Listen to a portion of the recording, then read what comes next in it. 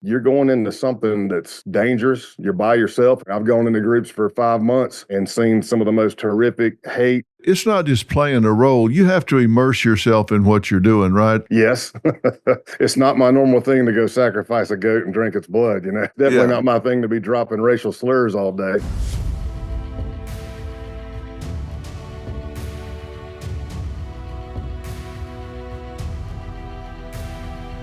Hey, welcome back to the Dr. Phil podcast. Remember to click that subscribe button and follow and share this story today. You're going to want to, because we are diving into a world that most of us can hardly fathom. It's one of deception, high-stakes undercover operations, and a relentless fight against violent extremism. My guest is former FBI Special Agent Scott Payne. Now, who is Scott Payne? Well, he is a man that spent 23 years walking on the razor's edge between survival and being exposed, infiltrating neo-Nazi terror cells, violent biker gangs, drug cartels, and domestic extremist networks, all while protecting his true identity. Scott wasn't just undercover, he was also a SWAT operator, a lead tactical and firearms instructor, an active shooter expert, and a mentor to thousands of law enforcement officers across the country. In his new book, Codename Pale Horse, Scott reveals the dangerous reality of living a double life, the psychological toll, the high-risk missions, and the horrifying moments where he nearly lost everything, from escaping execution at gunpoint to witnessing ritual sacrifices deep in the woods. Now, Scott's firsthand experiences, they're just going to leave you stunned. Let's just jump right into it.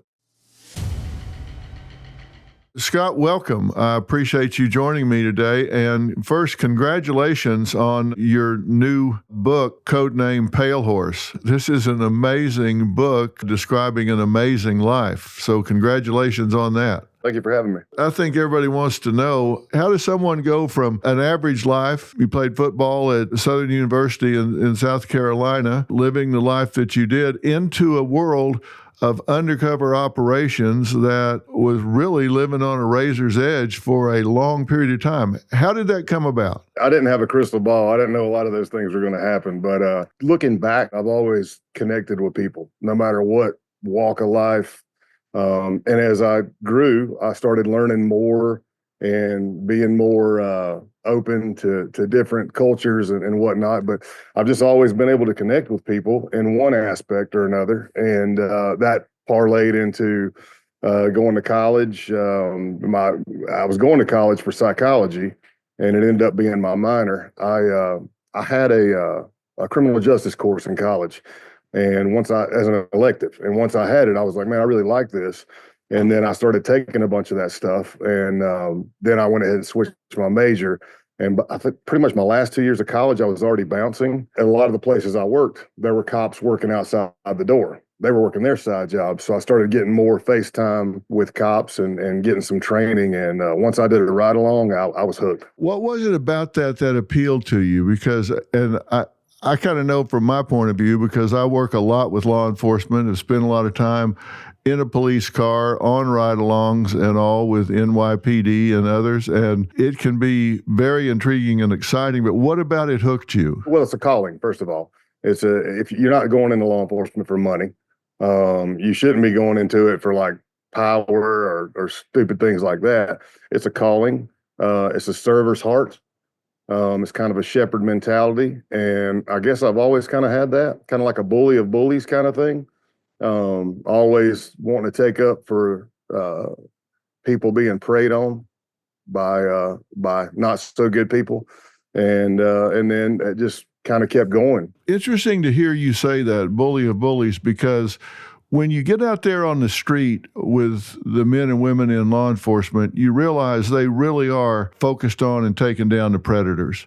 And those are the people that are out there really victimizing everyday citizens. And they truly do use that shock factor to get people that don't see it coming, don't expect it coming, and really use that advantage of having that evil heart with good people. So they have that moment of shock where they don't see it coming. They use that, and then they get a foothold and they can take over an entire community. And you didn't work with just law enforcement. You got involved in the undercover world, and we'll talk about that some, but you actually started really working with the most extreme corners of American domestic terrorism. And the reason I'm asking about that specifically is I think sometimes as a public, people are naive about what's really going on right under our noses. I think we don't want to see it, and people don't want to acknowledge it, and so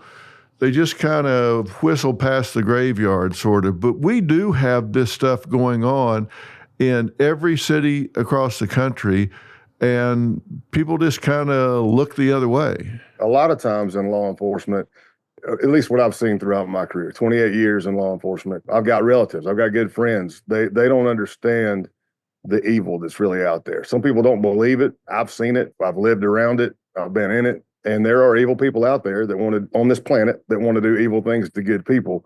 And that's where that calling comes in, to be out there. As far as domestic terrorism goes, most of my career, I worked criminal, not national security. So it was gangs, violent crime, public corruption, stuff like that, murder for hires, all that crazy stuff. Towards the end of my career, when Charlottesville, Virginia happened, the pendulum started swinging. In other words, on the national security side, where domestic terrorism and the FBI was not getting a lot of attention, not getting a lot of funding, not getting a lot of bodies. In other words, you look at a Joint Terrorism Task Force squad, it's broken up between international terrorism, domestic terrorism, and weapons of mass destruction. It was usually only like one person working domestic terrorism. Once we started seeing those crimes happening more and more, things start shifting. And, I was a biker kind of guy, and my skill set kind of parlayed into, it helped me kind of in that white supremacy realm. So we started seeing more cases is basically what happened. From headquarters on down, you started seeing more cases against targets that were possibly going to commit domestic terrorism, which there's no federal statute for, but, and then you go in there and try to find out. I mean, I've gone into groups for 5 months and seen some of the most horrific hate spewing stuff being posted in these dark web apps 24/7. I mean, thousands of posts a day of just hate, evil, but it was just protected under freedom of speech. They weren't going to do anything. And after 5 months, you're like, okay, they're not going to do anything illegal. We don't have anything. It's time for me to pull out. But in cases that are like in the book, like that group, The Base, and this newer movement of accelerationism, we uncovered a lot of murder plots, a lot of bad things that were going to be happening. What's your mindset when they say, okay, you're going undercover with this biker gang? What's the dialogue you have with yourself to get prepared for that? Well, everybody's different, first of all. But for me, I'm a believer, for most of my undercover in the FBI, I had a family, I was married and I had 2 daughters. But sometimes for me, like the biker thing, well, I'm a biker. I used to bounce in those clubs, and the Hells Angels would come in and help me and fight. So I kind of knew that world. And in part of your mind, you're thinking, okay, I'm in work mode. I know I've got to go in here. I'm trying to look for evidence. But as far as you're going into something that's dangerous, you're by yourself, essentially. I mean, you have a cover team, but I can show you tons of videos where bad guy comes through the door and fires 8 shots before the cover team can even get through the adjoining door. Right. So if you're going to hit if the crap's going to hit the fan, you're pretty much on your own. That you have to know that going in. But for me, my little Clark Kent moment is I would take my cross off of my necklace and I'd put a skull on. And then I was Scott Calloway or Scott Williams or Scott Anderson. Depending on the case, it might be tougher. And then through some of those cases, you bond really closely, or at least I did, with targets. And there's all kinds of factors that go into it. Like, how do you rationalize betraying somebody that you built a friendship with? How do you rationalize taking them down after spending a year plus with them? And that's something you have to work out in your own way to figure out how you're going to rationalize it so it doesn't have an adverse impact on your psyche. It's not just playing a role. You have to immerse yourself in what you're doing, right? I mean, you have to You have to live it. And you got to change your mindset. You got to change your vocabulary. You kind of have to become who you're with. You have to become part of that fabric. Did that leave lasting impressions on you? War in Iran is heating up, and the fallout's reaching us fast. Markets are rattled, global confidence is shaky, and investors are bracing for what's next. This week alone, hedge funds moved billions into hard assets, while central banks quietly stockpiled gold. In times like these, smart people don't sit back, they move towards safety. For me, that means gold and silver. Secure your future now while there's still time. Text Dr. Phil to 50505 to get your free precious metals guide from Preserve Gold. Gold is already up big this year, and with more volatility ahead, you cannot afford to wait. You could even get up to $15,000 in free silver with a qualified purchase. Don't wait for the next market shock. Text Dr. Phil to 50505 now before it's too late. You kind of have to become who you're with. You have to become part of that fabric. Did that leave lasting impressions on you? Yes. It's not my normal thing to go sacrifice a goat and drink its blood, you know, and it's definitely not my thing to be dropping racial slurs all day. A lot of people, they think when they think undercover, they think you're like acting, like you are, like I'm pretending to be this character. But even if you've been in acting and stuff, if you look at it, if you go do a casting call, you're reading it as you. You shouldn't be reading it pretending to be, you know, Joe Pesci. You should be reading it as you. And yeah, I mean, I use my skill set. I mean, I joke about it, but I didn't get called for the FBI Wall Street undercovers. That's not me, you know. I end up in the backwoods and stuff, but essentially I'm close to who I am. Like I'm still Scott. I may or may not be married, I may or may not have kids, but yeah, you have to mirror them, and most of all, you have to be believable. So if I go in there and I'm not, I don't want to use the term selling it, but that's basically, I mean, if you're not believing me, then I'm out, or I could be in danger. So yeah, it can have some lasting impacts on you. Early on in my career, I crashed. I did too much. I had some things that happened, and I turned those into like teaching blocks and try to instruct. But even later on, I mean, towards the end of my career, you spend 4 days with a bunch of Satanists, and I'm not a Satanist by any means at all. And you do all this nasty stuff. Yeah, it can affect you. I mean, I come home and I ask my pastor to pray for me, you know? And you do form relationships with these people. Yeah, I've said many times, you don't have to love everything about somebody to love them. And even some of these people that are doing crimes and doing things that are at odds with the law and that you're in there to take them down, that doesn't mean that they don't have traits and qualities that you might actually find appealing, that you might actually form a friendship around or have in common, particularly if it's a biker gang or something like that, and you know you're into bikes and that sort of thing. There may be people in there that you actually think, aside from the fact that this is a criminal that is doing certain things and maybe got kind of railed into this in their own life, this isn't a bad human being. There are times when you actually do create relationships with these people that are authentic, they're genuine. Absolutely. And for me personally, I'm cut from a different cloth than a lot of I would say FBI agents, because the FBI, I mean, it works everything. I know it's taken a beating in the last several years, but hopefully things are switching for the better. But we have doctors, lawyers, accountants, military, whatever. Look, I could have been those bad guys. A lot of the people that I've worked against. I try not to dehumanize, even as a law enforcement officer arresting. I don't know, who knows how many people I arrested in 28 years. Most of the time I sit down and I say, look, I'm not saying I disagree with what you did. I'm not saying I think you're a bad person. I'm just saying you're an adult and you chose to break the law and you got caught. I committed all kinds of crimes before I became a cop. And I told them that when I was getting hired. I'm like, they had this thing that says, circle any of the following crimes you've committed. And it was like, even if you didn't get caught. And I'm like, oh, good Lord, man. I was like, I circled all kinds of stuff. I'm like, I've done all kinds of stuff. But had I been arrested and convicted, I may have a felony on my record and I would have never been a federal agent. So I come from there. And I'm all about second chances. Listen, me and my peers, some of my best friends, we're retired. We still talk about it.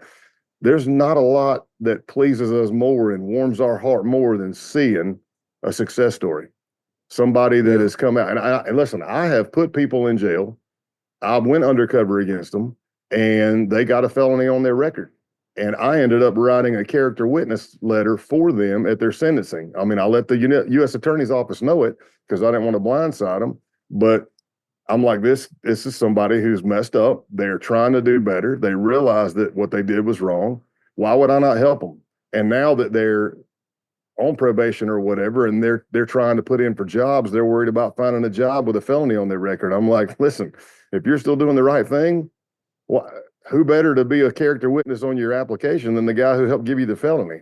I'll do whatever. It's just second chances. And yes, you can bond with those people, and I have bonded with those people. Short of a pedophile, no, I do not bond. No, yeah, there are boundaries, right? Yeah, that goes against everything I just said. But yeah, like a murder for hire, those are quick usually. I mean, you're hiring me to kill somebody, or if you're hiring me to give you a bomb, or you want a gun from me to shoot up a synagogue, then maybe I don't need to hang out with you and bond with you. But if I'm undercover, me personally, if I'm undercover for a year plus, and I'm spending days and days with you, I'm at your house, I'm living, yeah, I'm gonna have to find something Yeah, for me. yeah. Are there times in those long undercovers when you're at their house or you're doing whatever that you forget you're undercover? Yes. The quick answer is yes. Now that I'm retired, I don't know how to say it when I was still working for the FBI. But yes, absolutely. It's not that you're so much forgetting you're undercover. It's almost like I've seen these people that do reality TV, and they talk about when it first starts, all the cameras everywhere and the mics on you. But after like a month, you're like, I'm not even paying attention to them anymore. I'm going to go take a shower. It's kind of like that for me. But yeah, I mean, you're sitting there and you're like, man, I'm really bonding with this dude. I know this dude would take a bullet for me. And let's be real, Scott, whoever, Callaway, Williams, Anderson, whatever I was, some of those people I'd take a bullet for too. And some of them I'm still friends with. They're out of pretty. They reach out to me and I'm like, hey, buddy. That's a human aspect of it. What toll does it take on you when you have a relationship with somebody like that and the day comes where you have to say, hey, got some bad news. I'm not who you think I am, and you're under arrest. Some of those, if you don't like those people and you've been waiting for the moment for this thing to go down, it's easy. You're happy to go in there and tell them. But again, on the part of the question you're asking, yeah, it hurts. I mean, it hurt me.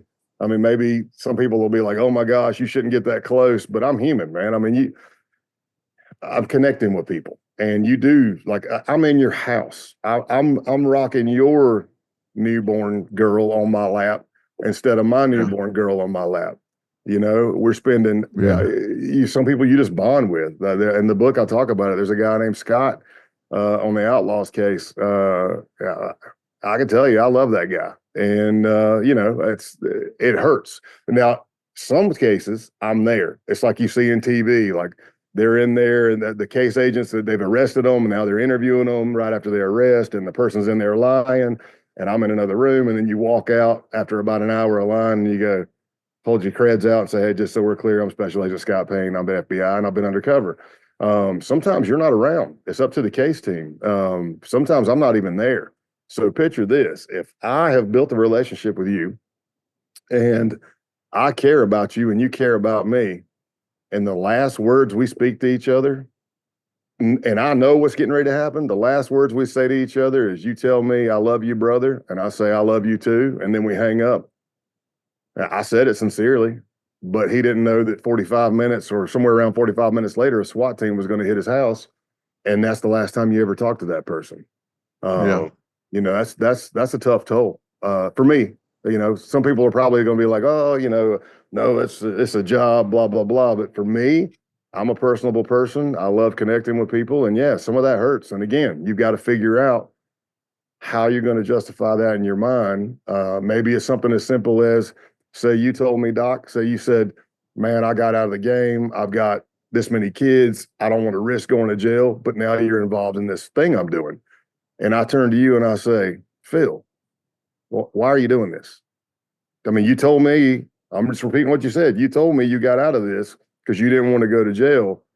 You don't have to do this for me. And then maybe that's the only thing I can do. I'm not going to, clearly I can't say, hey, I'm FBI. You shouldn't go on this thing. I'm not going to do that because I have a job to do and I took an oath. But you just got to figure out how to rationalize it in your own mind. Were there ever times when you were working with people where they saw the light along the way and bailed before they hit the wall? Yes.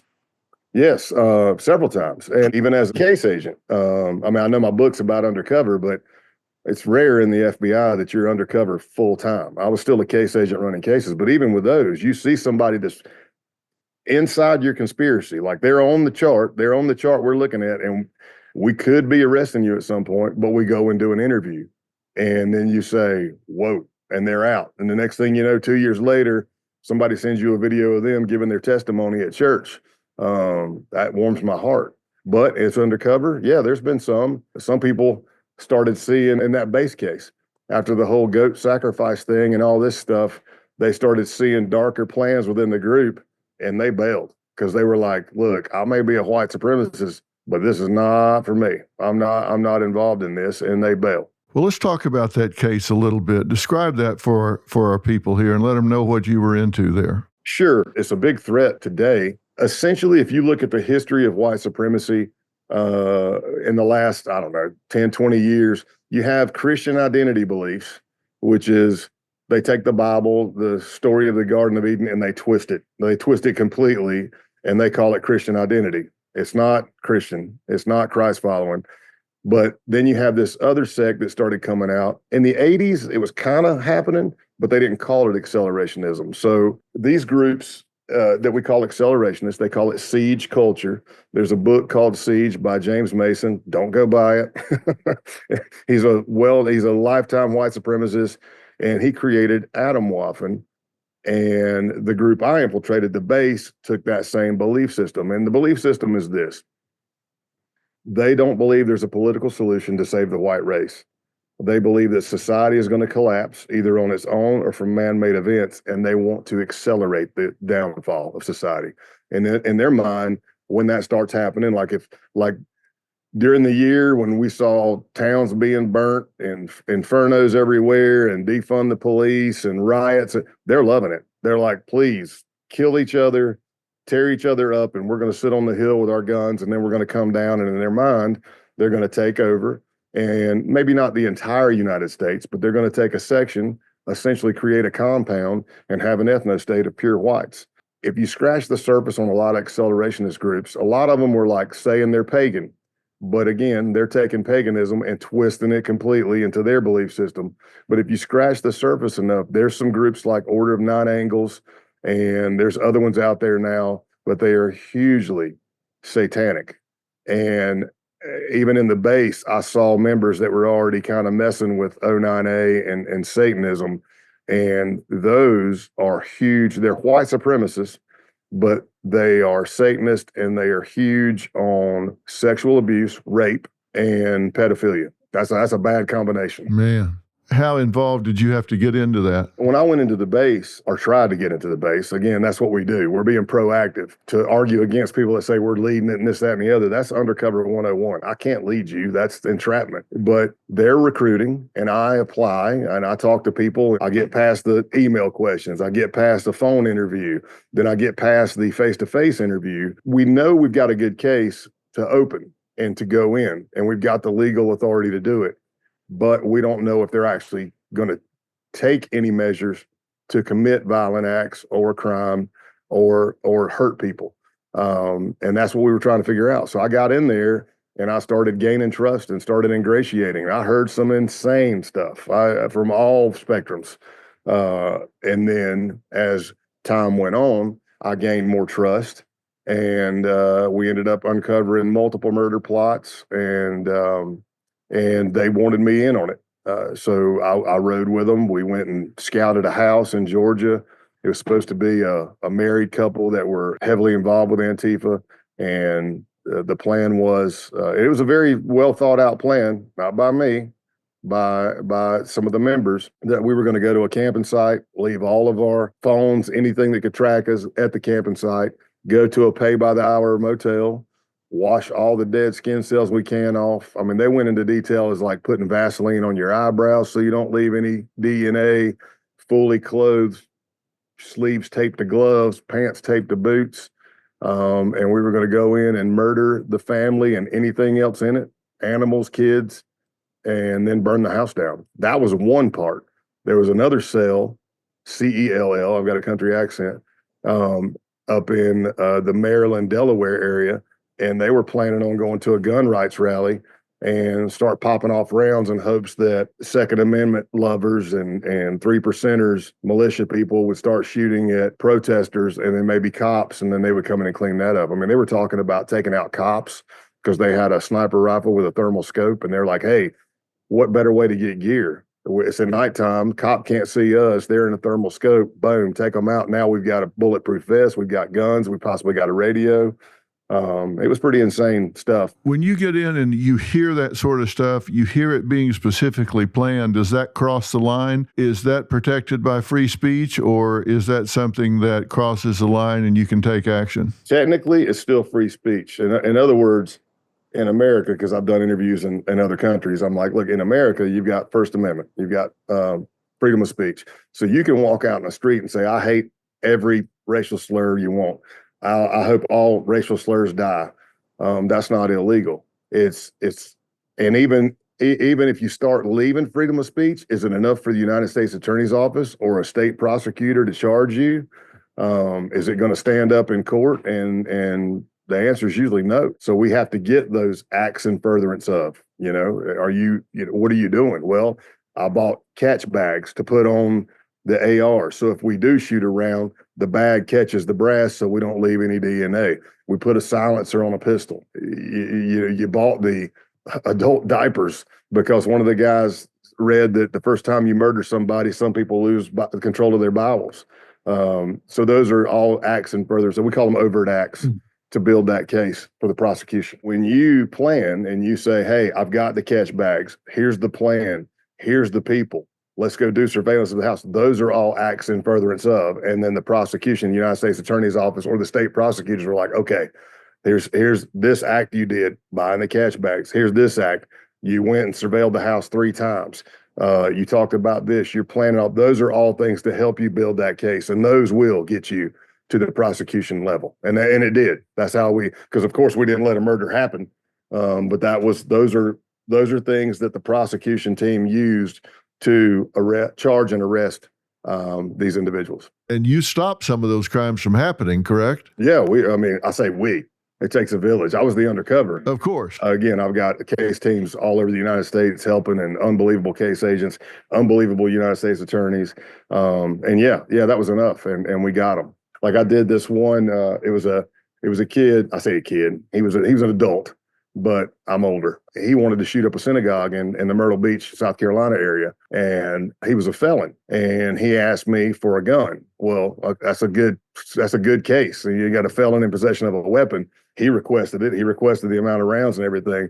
But I remember having a conversation with the prosecutor in the beginning, and he wanted, he was thinking in order to charge the guy and have a good case, I needed to hand him a fully operable, fully loaded weapon. And I'm like, no. I'm like, no, because you talk about putting you in harm's way. I'm like, no.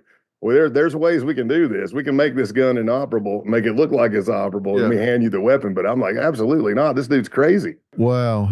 Unbelievable. That bothers me sometimes about where they try to set the watermark on what they can move on. We talked about this domestic terrorism, and you talk about something in a book called Halloween Night. Tell us about that. So going back to the base, which oddly enough, again, for the listeners, those accelerationists, to bring about the downfall, these people are not pro-government. They don't like the left or the right.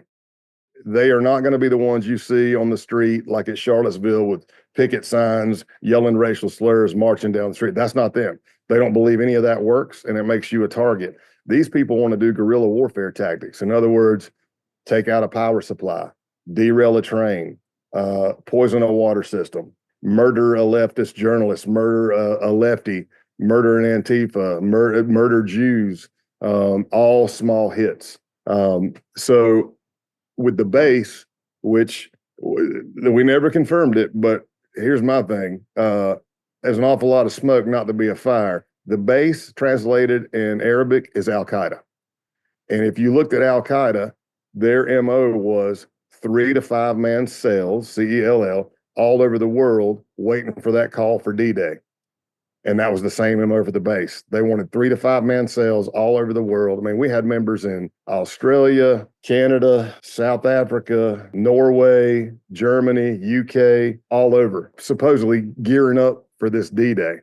So I'm in this group. I've gained a lot of trust. We've done several, you can call them hate camps or just trainings. And again, these guys were not just spewing hate. It's almost like militia meets and white supremacy, because we're out there shooting machine guns, submachine guns, not fully automatic, but submachine guns, pistols, doing tactical drills, all this stuff. And that was being led by a 19-year-old kid. So let's fast forward to Halloween night. I've been in, I don't know, many months. And there's probably like 12 or 13 of us that go down to North Georgia to a 100-acre farm, 100-acre property where there's a farm on it. And that's where my cell was at. And we were going to have this hate camp, like 4 days of training. So we go in for Halloween night, and people come from all over the United States to come to this thing that are members of the base. And we do some firearms training. We do some hand-to-hand combat training. And it's kind of winding down for that first night. It's like a Thursday night. And I went to my car to charge my phone, and I dozed off for a minute. And I wake up to a pounding on my window going, pale horse, because that was my code name that's the name of the book, but that was my moniker in this group. And they're like, pale horse, man, you got to wake up. And I'm like, what's going on? And they're like, man, you remember us talking about sacrificing the goat? And I'm like, yeah. And they go, we got it. And I'm like, oh boy. So I get up, and they have gone down the road, not far. I mean, we're talking about operational security. It was very poor, but a couple of miles down the road, where a family had 3 goats or rams. I don't really know the difference. It had horns, but they stole one of them, snuck in the backyard, almost got caught, loaded it up, brought it to the property. So they're going to have what in the pagan world is called a blot, but again, they're twisting it into their white supremacy ideology, and BLOT. It's like the worship ceremony. And we got the goat, and they're like, hey, we're going to go down and sacrifice this thing. So I'm like, man, I go over to my listening device, because I know I got a cover team hopefully listening. And I tell them, I'm like, look, man, I think we're getting ready to go down here and sacrifice, massacre this animal. And I'm trying to think in my head as a senior investigator, senior undercover coordinator. I'm thinking of all the policies and crimes and everything. And I'm like, should I blow the case for this? Do they want me to blow the case for this? I mean, it's kind of a misdemeanor where we're at right now. But I leaned in and I said, hey, I think we're going to go down here and kill this animal. If you guys want me to stop it, give me a sign, call me, do something, and I'll stop it. I mean, I'm going off of your call. And I waited for what seemed like an eternity, and nothing happened. And I went, all right, I guess I'm going down here. And I left my phone, because that's what we were supposed to do. And we walked the ram down to the ritual site. And this guy leading the blot, his code name was Eisen. And he said that he had already named the goat Gar for Garfield, because his middle name was Garfield, named after his grandfather. So he's telling us we got to love this goat, show this goat a ram love, because we're sacrificing it, and it's going to Valhalla. We're sacrificing it to Odin to start the wild hunt. In Norse mythology, the wild hunt is essentially Odin and the other gods going out in the middle of the night and just slaughtering all their enemies. But in the twisted ideology of the base and white supremacy, accelerationism, the wild hunt was going to be that sacrifice was going to start the cleansing for the white race in the world, whether that be Jews, lefties, anti-fash. And he gives a ceremony, and then he says, we're all gathered around on our knees, and I'm at the back of the goat. I'm not sure how I got there. Probably not the best place to be, but I'm holding it. And he's got a kind of like a machete, and he does his whole spiel about what's going to happen and what this signifies. And he goes to strike. He's planning on chopping the head of the goat off. Well, he comes down with all his might with the blade and hits the back strap of the goat. And I don't even know if it broke a hair. I don't know if the blade was dull or the back strap was that thick, but all it did was go, bah, and I'm like, oh man. For that split second in my mind, I'm picturing blood, slaughter. I'm just picturing this is going to be bad. And somebody's like yelling, hit it again. He's like, it may take 2 swings. And then somebody says, has anybody got a gun? And one of the guys had brought a pistol down. So Eisen grabs the gun. Actually, somebody grabs the gun, hands it to Eisen. Eisen chambers around and points towards the goat and then turns his head the opposite way. Now, you got to remember, we're all in a circle on our knees around this goat. So that's when the firearms and tactical instructor came out in me, and I'm like, whoa, whoa, whoa. I'm like, hey. And he's like, what? And I go, look at what you're shooting at, man. We're all in a circle. What are you doing? And he's like, oh, yeah. So he looks, puts it right next to his head, puts a bullet in it, and it drops. It kicks for several minutes. And, I go over to him because earlier he had told me, don't let the goat hear you have negative thoughts because this is supposed to be a positive experience. I'm not so sure the goat would agree. But I told him, I said, hey, you might want to put another round in it because I don't think it's dead. And he said, well, I think it's dead. And I said, well, for Valhalla and for Odin and for the love of the goat, let's put this thing out of his misery. And then we did. So you think it's over, but it's not. Then they slice the goat's throat. They fill a cup full of blood. The guy running the blot had brought acid. So I'm holding a flashlight for him. Everybody's in a circle on their knees, and he's walking around putting drops of acid for those who want to participate. Drop of acid chased with the blood of the goat to complete the sacrifice. And when it gets to me, Doc, by the time it gets to me, I look down in the cup and the blood's already coagulating. It's all clotted, it's chunky, and I'm looking at it going, man, I really do not want to turn this up because it looks disgusting. And I think it was a guy in the group Pestilence that gave me an out that I could just taste it. So I dipped my entire finger down in the blood, pulled it out, and sucked all the blood off my finger. And that was my partake in it. Then they proceeded to cut the head off the goat. And, they chopped it in all kinds of pieces, threw its innards in the creek. There's a shot of us holding the goat's head, and it's all of us doing a Sig Heil, the Hitler Sig Heil with the base flag. And they carried that head around for 4 days. I've always wondered when things get like really stupid weird and you've got a number of people around, just based on a bell curve, you think there's got to be 1 or 2 people there that are saying, look, man, this shit's getting way out of control here. These dots aren't connecting. Did anybody on the side, anybody in the background get off by a tree and say, what the hell are we doing here? Was there that kind of dissension? They didn't say it out loud, but as I kind of mentioned earlier, a couple of them after that weekend, they kind of went ghost. They were not in the base anymore. And it was like, hey, so-and-so, we're removing so-and-so from the group of our chat group on Wire, the app Wire. And then you would find out, hey, they're going to join the Green Brigade or something like that. But as the case unfolded, we learned that, hey, when that happened that weekend, and then I guess some of them started hearing about maybe something about killing. And that was the speech. We're going to cleanse the world. This is the wild hunt. This is the start of the wild hunt. We're going to go take out non-whites and fascist people. They didn't say it out loud, but a couple of them on the side talked amongst each other, and they quit the base. So next thing you know, they're just not around. Yeah, they're like, hey, it just says, hey, they're being removed from the group. We'll explain later, or they're taking time because of something. It happened a lot. Like some of them were really young, so they might have got in trouble with their parents, and they're like, hey, so and so's got to leave for a little while. Or some of them went to the Ukraine to join Azov Battalion, white supremacy, and fight against Russia before the war broke out. Right. What would you estimate?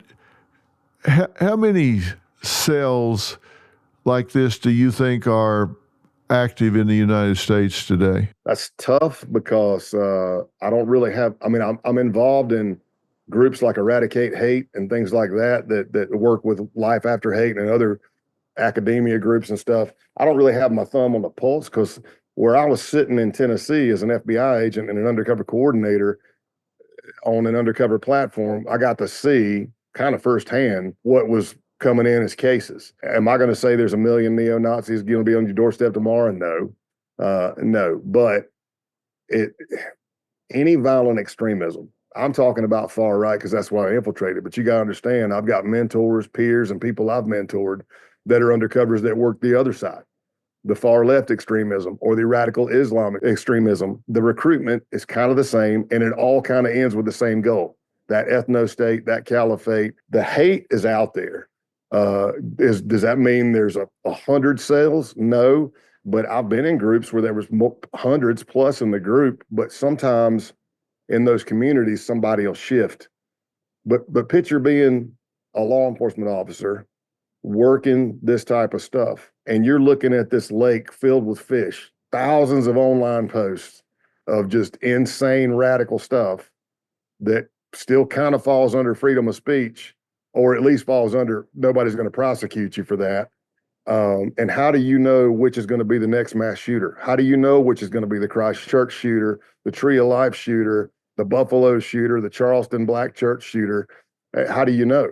And that's where we have to stay vigilant and just stay on top of it. I will tell you from a recruitment standpoint, a lot of young people, well, I guess olders could go in there too, are being radicalized online. And some of the common traits I saw personally were outcasts, had been bullied, couldn't get a partner, didn't do well in social groups.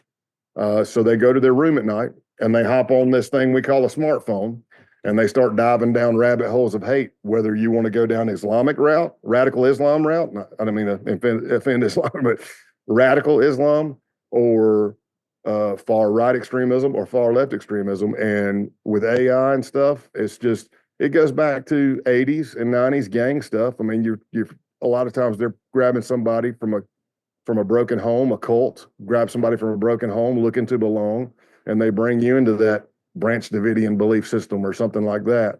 But I will tell you, Doc, that a lot of times people look and they'll be like, oh my gosh, you're 6'4", 260, man. These kids are going to be scared of you. I'm like, no, don't. You need to change your mindset, man, because dead is dead. And this is what I tell, because I'm still an active shooter instructor. If I showed you the picture of the kids from Columbine before Columbine happened, what would you have said? If I showed you a picture of the kid that shot up the movie theater in Aurora before that happened, what would you have said? You know, if I showed you a picture of the kid Benji that I put in jail in Myrtle Beach, you would have, I mean, they would have been like, what a wimp, what a geek. What about the Charleston shooter? Skinny, bowl haircut, but they killed a lot of people. So I try not to minimize any of that. You make a really good point. We can't predict who's going to be the next school shooter, but we do know that they have a common path they go down, and they are marginalized, and they do have, trauma in their past, and, they're not somebody on the football team. They're not somebody on the debate team. They're not somebody that's engaged. They're somebody that's been bullied, marginalized, and we do know that the number one need in all people is acceptance. Everybody wants to belong somewhere, and they're ripe for the picking. When you get these groups that start gaslighting them and love bombing them and saying, hey, listen, this is your home. This is, we're your brothers. You finally fit in somewhere. You belong somewhere. And it's a knee-jerk reaction to think that group you're with out there in the base, and you got some 19-year-old kid trying to figure out how to kill a goat, that you got a bunch of mouth breathers out there. And I'm sure there are a bunch of mouth breathers in that group, but they're not all dummies either. No. Right? You got some people out there that are definitely intelligent human beings. They're just misguided. The leader of the base, although they said he wasn't a leader, that's complete BS. I was in there. I got DM'd from him, direct message from him. The leader of the base is an American citizen named Ronaldo Nazzaro, who went by Roman Wolf and Norman Spears. This guy's former Army. They said he was contracted in the DOJ for something. He was a Villanova grad, but somewhere took a south turn. Now resides in, last I heard, St. Petersburg, Russia. And he created the base. Now, I'm sure he's on a no-fly list. He can't come back to America, but that guy's smart. What are you doing that for? Why are you buying property in the Pacific Northwest? It's out there. And what I would like to say is, for us, I don't mean just law enforcement being vigilant. I mean parents. And all throughout law enforcement, any cop who's been out there, any brother or sister in blue, you've seen this, and I get it. Parents love their children. I've shown parents on a video, this is your kid doing this, and they're like, not my little Johnny. Nope, my little boy's an angel. My mom would say the same thing about me. But you can't just turn a blind eye. It's cliche, but if you see something, say something. Don't think. Look at all these active shooter events that have been happening. There's way too many. They happen way more often than they used to. But once the after action starts and people start diving in, you see that there were signs. You see that their parents knew, but they loved them and they didn't want to do it. Hey, you got to pay attention. You can intervene. And it's talking about it. For me, it's sitting down at a table and talking about it. Let them get their education somewhere other than this dark web and other bunch of haters, Yeah, that's the thing. And I know these parents think, I don't want to rat out my own kid. But the point is, look, you're not ratting out your child. What you're doing is getting this child some help before they do the unthinkable. Because they pick up a gun and walk into a school or a mall or a movie house or whatever and start pulling that trigger, that ship has sailed. Their life is ruined. Your life is ruined. All the people that they kill, wound, maim, injure, whatever, their lives are so horribly impacted because you didn't have the guts to be honest with yourself and say what you needed to say and do what you needed to do to extend the help to your child because you didn't want it to be true. You need to pull your head out of your ass and recognize this child has lost their way, and I need to admit it and get them some help right now before they cross a bridge from which they cannot return. And that's what I don't understand. These parents need to recognize this can go way bad. Right now, it can be uncomfortable, but we've seen the results that if you find a kid that's at that threshold and you intervene, you put your arm around their shoulders, whether you're a shop teacher or auto mechanics teacher or a gym teacher or a counselor at school or a parent, and you go to that kid and you reach out and get them over that rough patch, the chance that they'll ever return to it is pretty low. If you can reach out to that child and let them know, hey, listen, somebody does care. We will get you some help. You can stop these things from happening. And you talk in the book about what law enforcement and the public can do to stop this radicalization. What's the most important thing you have to say to people about how they can contribute to stopping this?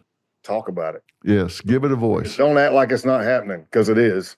And again, you can look, even if the parent doesn't have the answer, reach out to Life After Hate. Let your kid talk to somebody who was a radical white supremacist or a radical jihadist. I mean, I've got contacts and acquaintances and friends now that I've met through this Eradicate Hate and other things like that, that they were a radical jihadist. They used to recruit kids to blow stuff up, but they realized the error of their ways, and now they're trying to help. White supremacy, left extremism, hate begets hate. That's the thing I like to say. Look, man, if the far extreme left does something against far extreme right says, what are we going to do to retaliate? And then they go back, and it's evil. If you break it down and say, let me look at this, not left versus right, not Republican versus Democrat, blue, red, all that crap. I'm saying, look at it, put it on the table and say, is this good or is this evil? And for the most part, people can figure that out. It is very well said. If people give this a voice and start talking about it, then it comes into the light. And right now it's living in the dark corners. It's on the dark web. If we start talking about this, then people are going to say, instead of that being a weird kid, you want to stay away from that kid. Reach out to that kid, talk to them, find out what's going on with them, include them in some way. Get them involved, and be careful of your rhetoric, because, boy, we've ratcheted up the divisiveness in this country and the rhetoric to the point that, like you say, hate begets hate. And on the other hand, inclusion begets inclusion, love begets love. I mean, you put it out into the universe, you get back what you put out. You've been on the inside to know this stuff is real, and that's why these shootings keep occurring, and we know more than we're using to stop these things. And I know you've got to go, and I'd love to talk more about this in the future. Maybe we can do this again. Absolutely. And get into some of these things, because you've talked about some of the things on the dark web, so many other interesting experiences that you've had that aren't just war stories. These things are rich with insight and understanding that people need to learn from. And the book that you've written is so insightful. It's Codename Pale Horse: How I Went Undercover to Expose America's Nazis. And look, guys, this is something you want to read. And it is interesting. Some of it is entertaining. Some of it's humorous, but it is uncensored. It's unvarnished. It's real. And it's going to give you a wake-up call in a constructive way. This isn't just a horror story to scare the bejeebers out of you, but it is a wake-up call. But it's also very constructive. He puts verbs in his sentences and talks about things that we can and need to do. And I highly recommend that you pick up Codename Pale Horse: How I Went Undercover to Expose America's Nazis. And listen, Scott, I hope we can get together and talk about this again in the not too distant future, because I think people are going to be intrigued by what you've learned, what you've done. And I think they'd like to hear more about this. I appreciate it, and I would love to come back anytime you want. And maybe we could dive a little bit deeper into watching your kids on gaming systems and like the discords and things like that, because there are good things that happen, but a lot of nefarious people with nefarious plans go there. Yeah, they do. That's what I mean. There's so much. We've just kind of scratched the surface. So we'll get together and do part 2 of the Pale Horse and get to it. Thanks for talking to me today. We'll talk again soon, my friend. I appreciate it, Doctor. All right. Thanks so much, guys. If you enjoyed today's conversation, click subscribe and follow us, and get your friends to listen to this conversation. I think you agree it opens eyes. We appreciate you being here today. Scott, thank you. We'll talk soon. Thanks, everybody.